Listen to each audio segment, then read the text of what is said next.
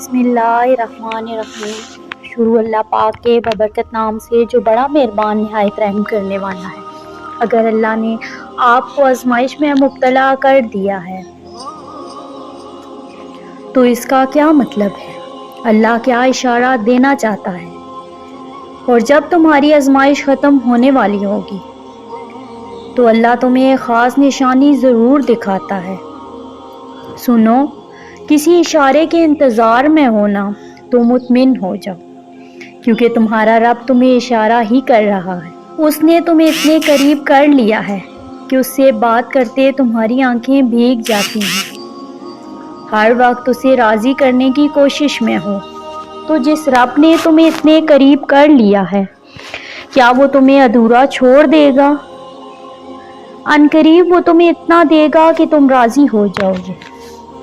سنو، تم ماضی کے دکھ بھول جاؤ گے۔ اللہ تمہیں اتنا نواز دے گا۔ ذرا انتظار کرو، تمہاری دعا اور تمہارا صبر ضائع نہیں جائے گا۔ تمہارا معاملہ اللہ کے سپرد ہے اور وہ جلد تمہاری کہانی مکمل کر دے گا۔ اور اللہ تمہیں لڑکھڑاتا ہوا دیکھ تو رہا ہے، مگر یقین رکھو وہ تمہیں کبھی گرنے نہیں دے گا۔ اور جانتے ہو، وہ تمہیں دعا کی توفیق اور صبر کا حوصلہ تب ہی دیتا ہے جب وہ تم سے راضی ہوتا ہے، اور جب وہ راضی ہوتا ہے تو تمہاری ہر خواہش پر کن کا حکم فرما دیتا ہے۔ جانتے ہو، تمہارے دل میں جو ایک اٹکی ہوئی پکار ہے نا، وہ لبوں پر یہ خاموشی ہے۔ یہی ادائیں تمہارے رب کو بہت پسند ہیں۔ یہی تمہارے لیے ساتوں آسمانوں سے کن لے کر آئیں گی۔ تم بس یقین رکھو اور سنو، تمہارا وقت بھی آئے گا اور پھر دیکھنا، اللہ اپنے سارے معجزے تمہارے ساتھ کھڑے کر دے گا اور تم بھول جاؤ گے آزمائش کا دکھ۔ تمہارے صبر کا صلہ تمہاری خواہش کی قبولیت سے ملے گا۔ تو سنو، اگر آپ کا یقین بھی ڈگمگا رہا ہے تو اللہ کے ہاں دستک دینا نہ چھوڑیں۔ اس نے دعائیں رد نہیں کی، بس کچھ دیر کے لیے سنبھال کر رکھ لی ہیں، تاکہ وہ آپ کو آپ کی پسندیدہ چیز کے ساتھ کچھ بونس چیزیں بھی دے۔ یہی اللہ کی محبت کا طریقہ ہے۔ اور یہ بھی نہیں سوچنا کہ یہ ناممکن ہے۔ وہ بس تو آپ ہیں، اللہ نہیں۔ اللہ کے لیے سب کچھ ممکن ہے۔ سنو، اس بات کی تسلی رکھو کہ آپ کے حصے کی خوشیاں آپ ہی کو نصیب ہوں گی۔ آپ کے حصے کی بارشیں آپ ہی کے آنگن میں برسیں گی۔ آپ کے حصے کے پھول آپ کے ہی باغیچے میں کھلیں گے۔ وہ رب جو خوشیاں آپ کے نصیب میں لکھ چکا ہے یا آپ کی دعاؤں کے بعد آپ کو عطا کرنا چاہتا ہے، یہ چیز تو نہیں مل سکتی، کسی کے کہہ دینے سے آپ سے واپس نہیں لی جاتی۔ اور سنو، جہاں نہ ملنے کا خوف تمہیں ستانے لگے نا، تو یقین سے دعا مانگنا۔ جب صبر نہ آ رہا ہو تب جائے نماز پر بیٹھ کر خوب رو لینا۔ جب ہمت ہار ماننے لگے تب سجدوں میں اس سے ڈھیر ساری باتیں کر لینا۔ اپنے دکھ اس سے شیئر کر لینا۔ جب دل کو سکون نہ پہنچ رہا ہو نا، تو تہجد پڑھ لینا۔ جب تم چاہتے ہو کہ کوئی تمہیں تسلی دے تو قرآن پاک پڑھ لینا۔ جب انتظار کرنا مشکل ہو جائے تو بس صبر سے اس کے معجزے کا انتظار کرنا۔ اور سنو، اپنے ٹوٹے ہوئے دل کو ٹھیک کرنے کے لیے، اپنے بکھرے ہوئے خوابوں کو سمیٹنے کے لیے اور اپنی خواہشوں کو پورا کرنے کے لیے آپ کو اپنے خالق پر اعتبار کرنا پڑے گا۔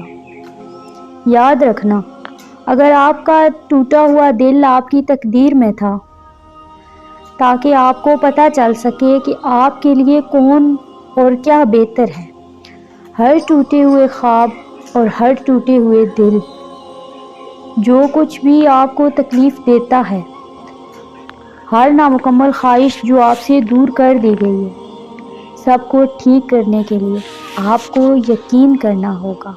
وہ الجبار ہے، ٹوٹے ہوئے دلوں کو جوڑنے والا، بکھرے ہوئے خوابوں کو پورا کرنے والا۔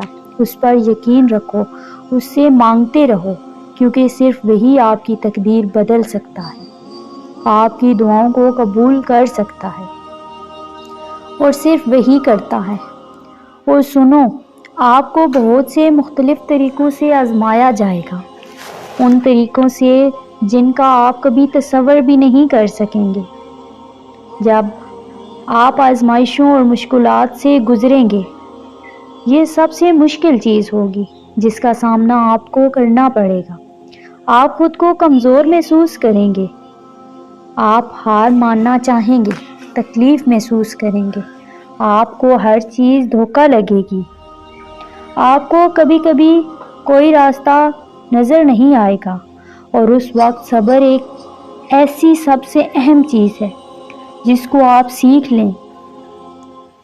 یہاں تک کہ وہ لوگ بھی جن کے پاس صبر نہیں ہے، یہ آپ کے اندر بڑھتا جائے گا، اور آپ کو اپنی پوری صلاحیتوں کو بڑھنے دینا ہے۔ آپ یہ دیکھیں گے کہ صبر ایک ایسی چیز ہے جسے آپ کو حاصل کرنا ہی پڑے گا۔ اس کے بغیر آپ ٹکڑوں میں پڑ جائیں گے، ٹوٹ جائیں گے، بکھر جائیں گے۔ صبر آپ کو جینا سکھا دے گا، آپ کو ہر قسم کا وقت قبول کرنا سکھا دے گا، پھر چاہے وہ اچھا ہو یا برا۔ صبر آپ کو اس دنیا میں جینا سکھا دے گا، آپ کو اپنے رب کے آگے سر جھکانا سکھا دے گا۔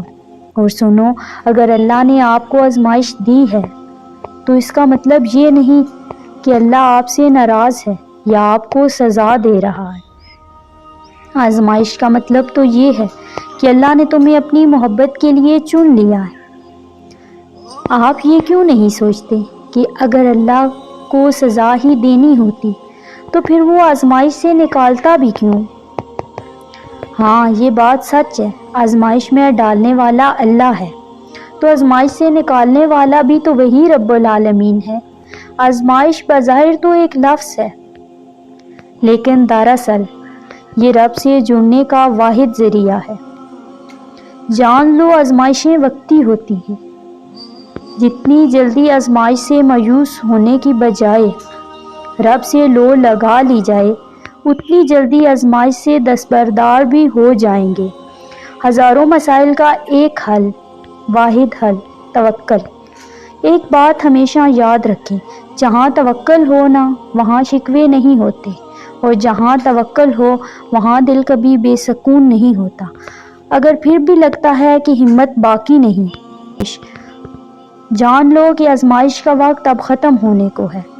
انشاءاللہ ویڈیو اچھی لگے تو صدقہ جاریہ سمجھ کر اپنے پیاروں تک شیئر ضرور کیجیے گا۔ جزاک اللہ خیرا کثیرا۔